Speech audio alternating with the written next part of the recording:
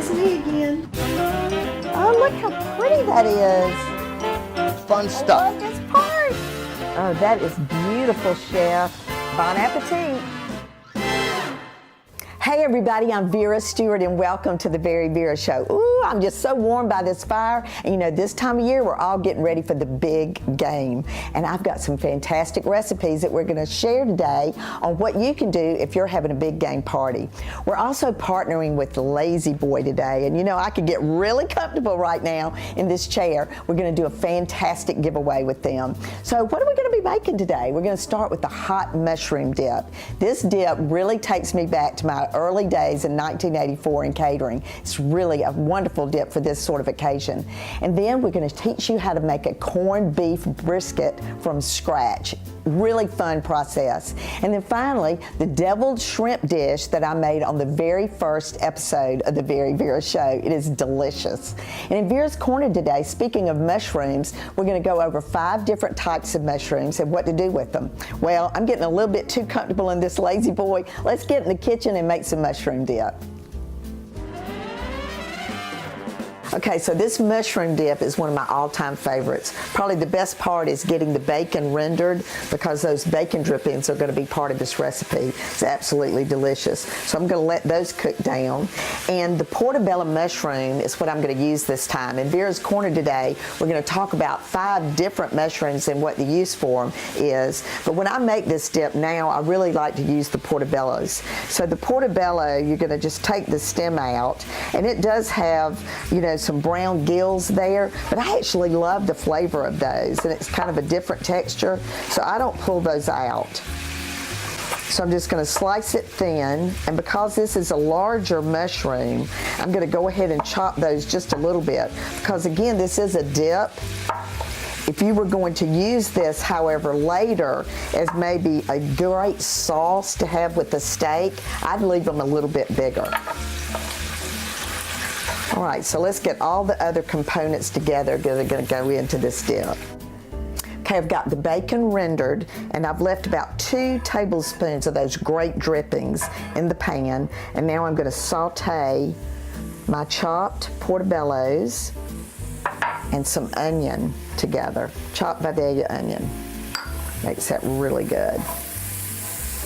All right, so you just want to do this until the onions are translucent and you've got a little bit of a golden look to those mushrooms. So let me tell you about this recipe.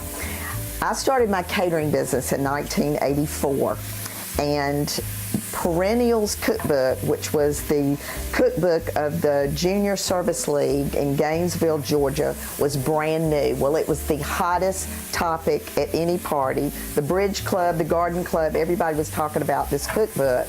And honestly, some of my original recipes that I used in my catering came from this cookbook. So my first copy of it, which was the first print, is in 1 million pieces. I have used it to death. It has completely fallen apart. So a couple of years ago, my associate producer at the time, Rachel Shifter, gave me for Christmas the newer version of the cookbook, which I was so happy to get. Because my other one was just in 1 million pieces. So it's really a very fond memory to me of those early years in catering. All right, so that looks great. So let's add in some garlic. And you add in the garlic later because you don't want that to burn while you're doing the other. All right, if this soaks up your bacon drippings more than you think it should, before you add the flour, I've got some reserved over here that I'm going to add just a little bit more to it. Because you do need a little bit of liquid to get that flour going. All right, so now I'm going to add my flour. And this is where the thickness will come in for this recipe. And salt and pepper. And I've turned the heat now down to a little bit of low. I'm going to add in soy sauce, Worcestershire sauce. Oh, now the flavors are really coming together. And you know, dips are the perfect thing for this kind of thing. You know, guys love dips. Everybody's looking for a dip when you're watching the big game.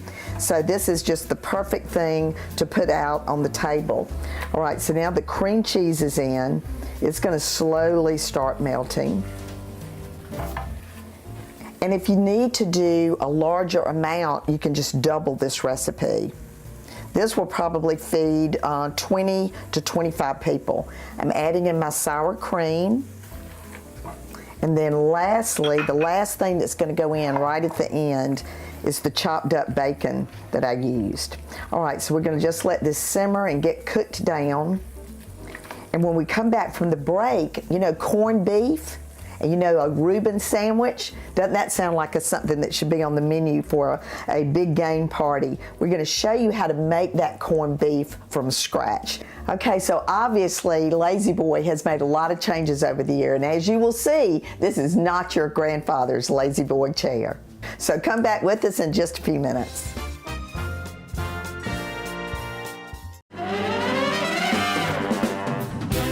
That mushroom dip is going to be amazing, and I can't wait for y'all to try it. All right, so how many of you have ever made your own corned beef? You know, we pick it up in the package with the seasoning already in there and it's ready to go, but I'm going to challenge you this year to doing this yourself because it's so easy to do and it is delicious. All right, so I've got my Lodge cast iron Dutch oven that I'm going to use. I've got the water boiling. And now what makes this so delicious is that you're going to brine this brisket. So we're going to make the brine, and we've talked about brine before, and it's just really a water and salt mixture. But what makes corned beef is all the seasonings that go in it. So we're going to start with kosher salt. We've got light brown sugar. We've got peppercorns. And these are all the things that look so cool when it's brining in the bag. All right, we've got ginger. We've got allspice. And then on the mustard, you can either use dry mustard or you could use the mustard seeds. Juniper berries, cloves, crushed bay leaf. Oh, it smells so good already. And then crushed cinnamon sticks. Now we're going to just bring this back to a boil, stir it up really well. Your house is going to smell good. And then we're going to let it chill down, either with an ice bath or overnight. Okay, the brine is chilled. It smells amazing. So now we've got the beef brisket. And actually this was a 5-pound brisket that I've just cut in half. And so you've got about 2.5 pounds. What you're looking for there is to make sure you've got some really good marbling, some good fat in there because that really helps with the flavor. Now I'm going to place this in a Ziploc bag. And I'm using this casserole dish just as kind of in case I happen to spill. Now we're just going to pour the brine in the bag. And it's just going to get a good bath for about 7 to 10 days. This is going to just be marinating in that refrigerator. It's going to be amazing. All right, so I don't need quite all of that. I'm going to seal this up. And it's going to go into the refrigerator and it'll start the basting process over the next 7 to 10 days.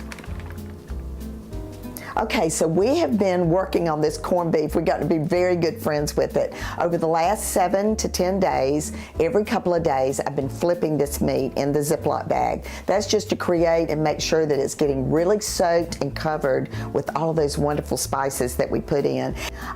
So what we've done now is we've rinsed off all of that brine off of the meat. And so now we've got a clean piece of corned beef. So when are we going to cook it? We're going to do that right now. I've got water boiling, and I'm going to add in some really great vegetables to create another really great flavor profile for this corned beef. So let's add in some chopped onions.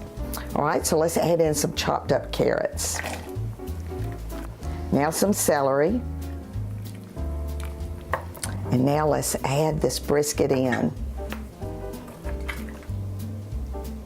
All right, so we're going to bring it to a boil, cover it, and then turn it down to a simmer. It's going to cook for about an hour and a half or 2 hours, and it'll be good to go. All right, so in Vera's Corner today, I'm going to teach you about 5 different mushrooms and their use, and then when we come back from the break, we're going to get started on a deviled shrimp dish that was the absolute first recipe I ever did 7 years ago on the show. Okay, our friends at Lazy Boy really help us out, because if you're unsure what to do, they have a fantastic design team. So come back with me in just a few minutes.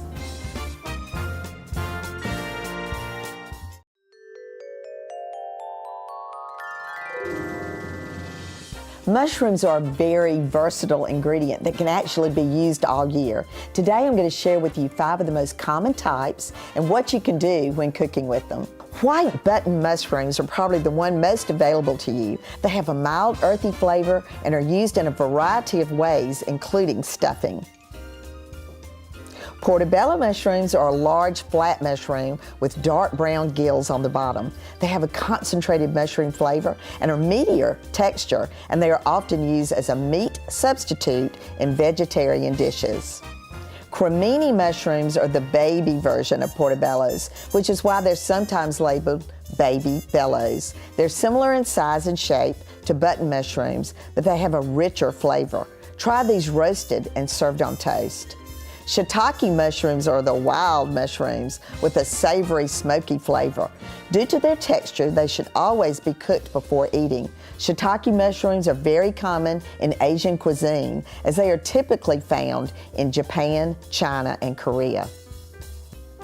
Oyster mushrooms don't look much like regular mushrooms, but they still have a mild flavor, sometimes exhibiting the flavor of anise. They take on a velvety texture when cooked.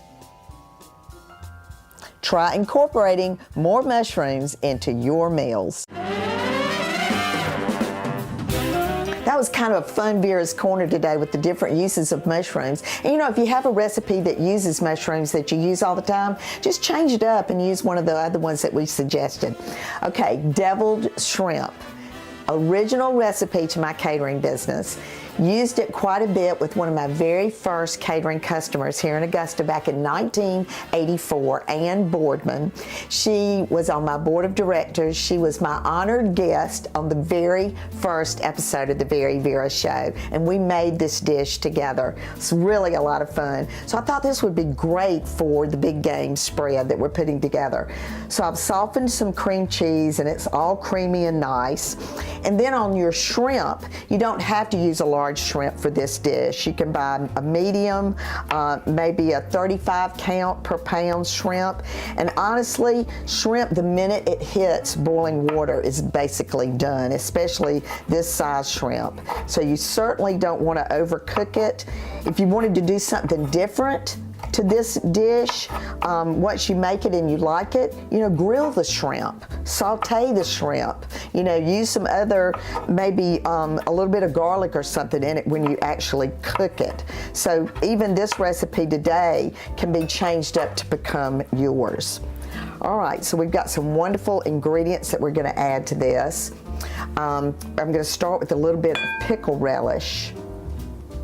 And this, again, can be a hot relish. This is just a sweet relish, but whatever kind of relish you like. And then we've got a cocktail sauce that has horseradish in it. That's really good.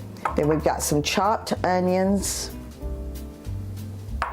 some Tabasco sauce, and you can use this to taste, but you really want a little bit of a punch in this. And then Durkee sauce, my favorite ingredient. I love to use this in dishes, and this is one of the reasons why this dish, you know, really does have a really great flavor. All right, we're going to put a little bit of salt and pepper to taste. And, you know, since there wasn't any salt, you know, really in the shrimp other than the little bit that I put in the water when I boiled it. So now we're just going to mix this, get this good and mixed together. And this can be made a couple of days in advance. So if you're kind of thinking about what you're doing, and you know, we've got lots of different dishes today, and so you don't want to spend all of your time in the kitchen, go ahead and make this ahead. So once you've got it blended, now it's time to add in the shrimp.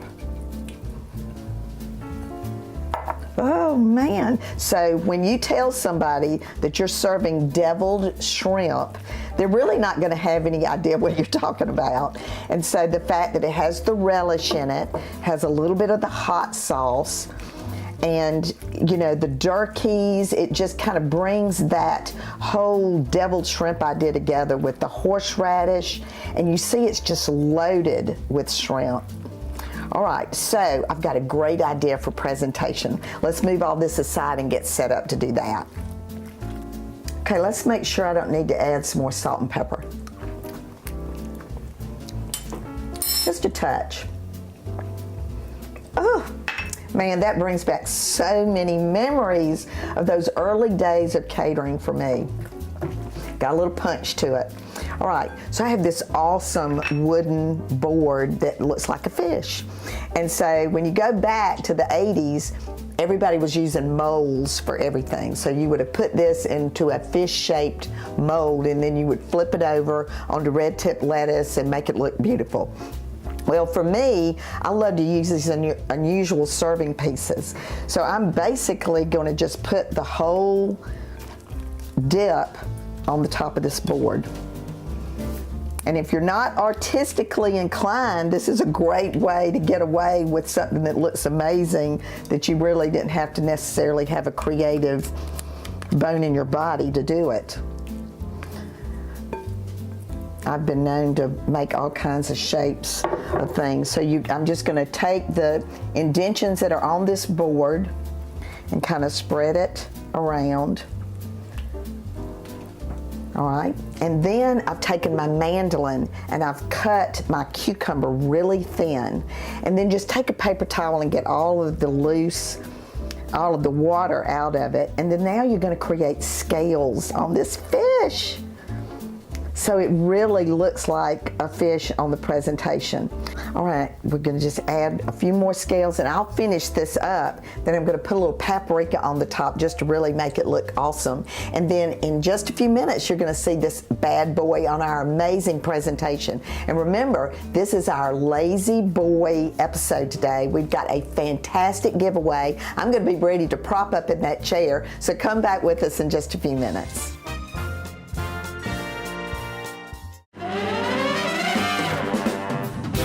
Okay, you have no excuse now not to get this together for a great big game party. And we have done a lot today, and doesn't it look amazing? A really great presentation. This is basically a 6-foot table with a piece of green felt that we've made the lines on the football field with just white electrical tape. And then our tent cards for each of our dishes are going to be, that template will be on our website, and those look like the yellow flags that'll be thrown during the game to tell you what's what.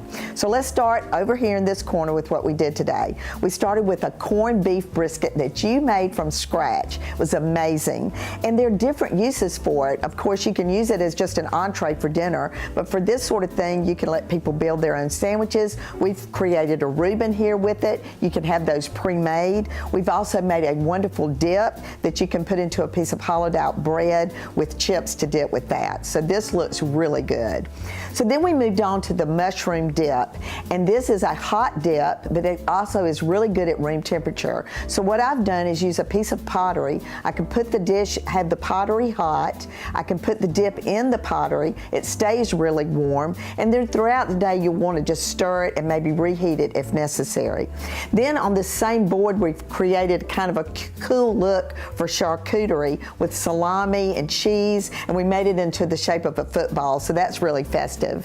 And then finally, the deviled shrimp. We put that on a wooden board that looks like a fish. We've done the scales, and it's just really great as a spread. You can actually eat it with a fork. You could make a sandwich out of that if you wanted to. So the presentation overall is really easy.